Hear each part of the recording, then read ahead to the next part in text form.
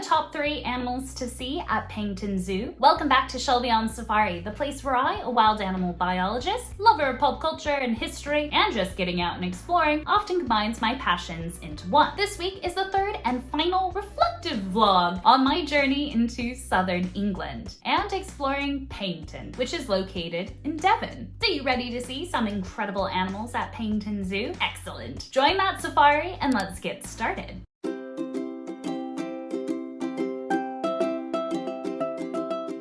Paignton Zoo is a part of the Wild Planet Trust, which conveniently also runs Newquay Zoo, which I visited in last week's video. Paignton Zoo has over 2,000 animals, which are spread out across 80 acres of beautiful grounds. As you know from my previous videos, I'm a big supporter of public transport, and I'm pleased to say that Paignton Zoo is easily accessible by bus, but also not too far to walk, although it is up a hill, but that's fine because in the mornings it was lovely to get a nice brisk walk up a hill. Gotta fill those rings somehow on my Apple Watch. One of my favorite aspects of Paignton Zoo is that the adventure, the safari, whatever you want to call it, begins before you enter the main gates. That's right, the flamingos are right there. When you come down the hill, if you decide to park in, or if you take the bus in, they are right there by the main entrance. And it's a great way to start off the adventure by seeing some animals right from the get-go. And after you enter, there's a lovely little pathway that really gets you prepared for the day of being surrounded by nature, and is a nice way to reset and prepare yourself for seeing gibbons straight away in a big tree. Like, hello, what a great exhibit to first come across, because you gotta look for them. Well, sometimes they might be in their house, like you see here, but there's nothing better than walking up to an enclosure and having to look right up into the trees and look for the animal, especially gibbons. To be able to see just how impressive they are at climbing, it was a blast. And also there was a cute baby, so that helps too. Which actually leads me into one of my favorite things about Paignton Zoo. It's paying attention to the enclosures and seeing how they use the natural beauty of the land that they are on. For example, the trees. Yes, of course, the gibbons have this impressive tree on this island, but also the red pandas had some incredible trees.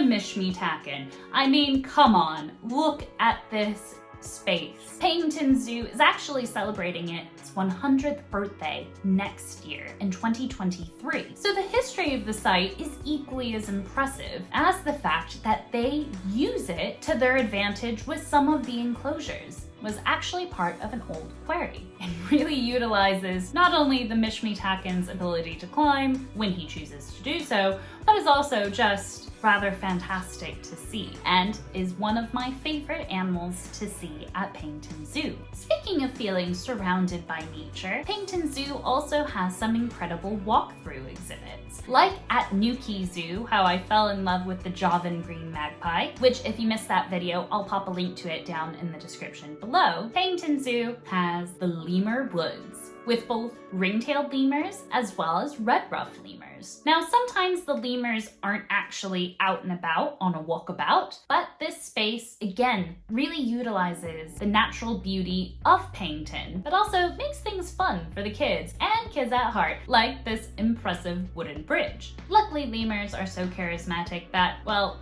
you don't really need to see them on a walkabout to feel close and engage with them just because of how the enclosures are set up. You already feel quite close to these adorable prosimians. My second favorite animal to see at Paignton Zoo was, well, does it count because the two enclosures are quite close to each other?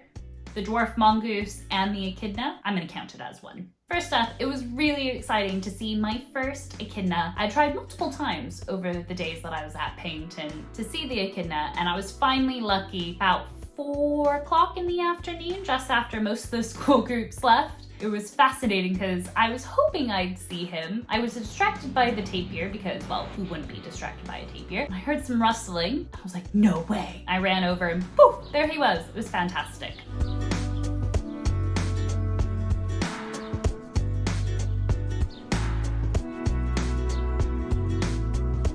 But also, next to the echidna was the dwarf mongoose. And in particular, I was delighted when I was lucky enough to see the baby dwarf mongooses.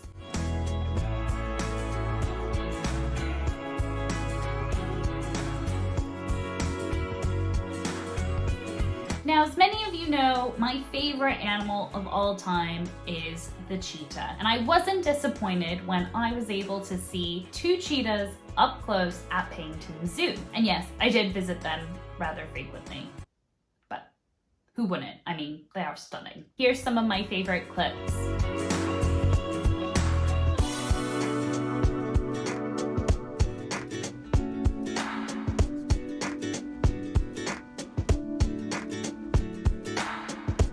The third animal you gotta see at Paington Zoo is, again, I'm in a sheet here. You gotta go visit Crocodile Swamp because they have a variety of different crocodilian species, from the gorile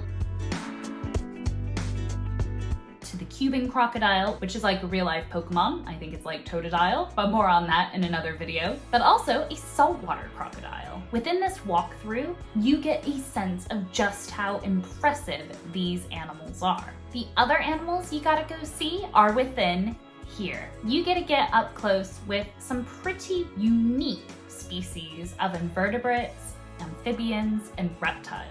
And yeah, I'm a bit biased because they had a colony of some beetles just like I do. But within these beautifully painted walls, you got to get a greater appreciation for the places they call home and really take a step back and recognize that we share our homes with a lot of impressive and sometimes really rare animals. That's one thing that I love about Paignton Zoo, Newquay Zoo, and the Wild Planet Trust as a whole, is that they are dedicated to connecting people with nature and helping halt species decline. They do this by their zoos, their nature reserves, as well as their conservation projects in situ, out in the field. For more information on the Wild Planet Trust, be sure to check out their YouTube channel, which I'll tag them down in the description below. Within my time at Paignton though, I got to explore a variety of different sights and sounds, like I got to walk along the coast and got to have some beautiful views at sunset, as well as go play in the arcade and lose consistently at Spider-Man, even though I totally grabbed him multiple times, and as seen in this footage here, I didn't actually win him, even though I'm pretty sure I should have.